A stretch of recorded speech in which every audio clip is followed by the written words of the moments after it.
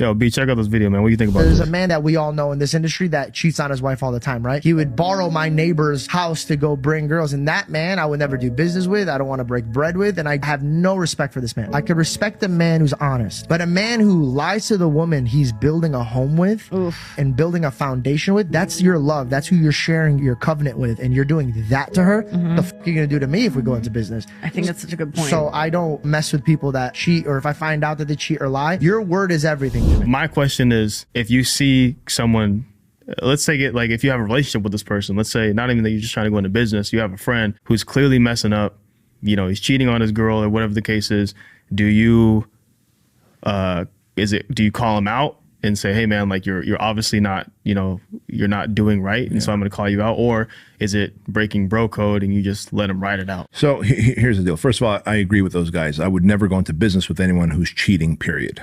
I don't give a fuck if they're cheating on their wife or if they're cheating on on their taxes. You know what I mean? Like, there's legal loopholes on your taxes, but if you're cheating on your taxes, you're going to cheat on me if we're in business. So any kind of cheater, anyone that doesn't have a moral code, and a marriage, a covenant is a moral code. There's a moral code. And I wouldn't go into business with, I wouldn't be in a relationship with. Now, let's just say it's friends. Let's say we're college friends, high school friends. We're not in business together, anything like that, and I find out he's cheating. I can't just stick to the bro code, simply because I have a set of core values. I have a moral code. What I will do, and I've done before, is I've taken that friend out and I said, hey man, there's an issue I want to talk to you about, and this is how always I tee it up. It doesn't matter if they do drugs, alcohol, or cheating on their spouse. If it's something that is out of alignment with my moral code and what I think is good for my friend, because at the end of the day, if we're friends, I also have to look out for you, man, right? And I expect you to look out for me. If you're like, B, you're about to get hit by a car, well, pull me out of the way, right? This is basically, you're about to get hit by the bus of the universe, right? By doing this. And so I always I'll take them out somewhere for coffee or something. I'm like, bro, I think there's a problem and I want to talk to you about it. I just want to let you know, you can tell me to shut the fuck up and leave you alone about it, but I feel I have a moral and obligation towards our friendship to tell you about it. And then I'll go, I think you have a problem with drugs. I think you have a problem with alcohol. I think you're cheating on your spouse, and I think that's pretty fucked up. And, you know, I think it's going to cause some kind of friction between us as friends. And so, you know, is there something you want to talk to me about? Do you want to work through this as friends? Now, he might say, hey man, none of your business. So at that point, it's none of my business.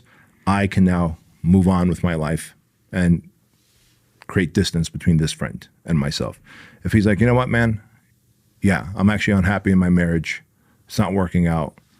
And so I'm doing this. Well, all right.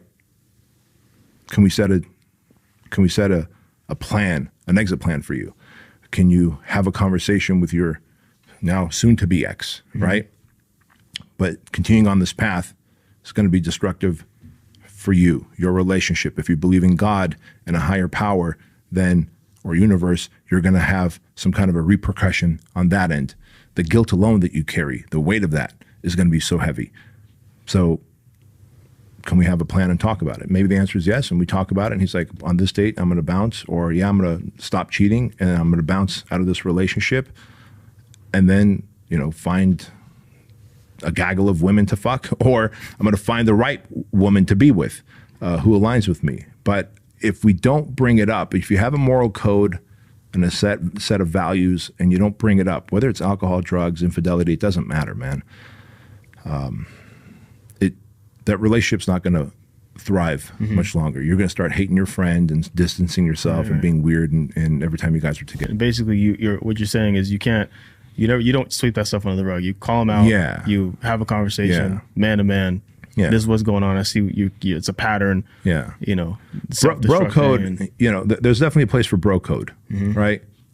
And for both single and, you know, like when I was a personal trainer in a big box gym, I had several personal trainer friends who were just like banging multiple chicks in the gym at the same time. They were not girlfriends with any of them. If any of those girls came up to me at the time and said like, hey, is, let's say Bob, is Bob banging that chick? Because I know you know that he's banging me. You know, I don't know. I don't know. That's where bro code to me exists. Because you're not in a relationship. You know what I mean? You play softball for Purdue University.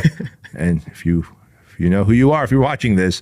You played softball for Purdue University, and soon as you go back, you're going to be banging someone at Purdue. So he has the right to bang anyone in the gym while you're here in town. Yeah. Simple as that. That's bro code. Yeah. But once we're talking marriage and covenant, that's a whole different thing. Completely different story. Yeah.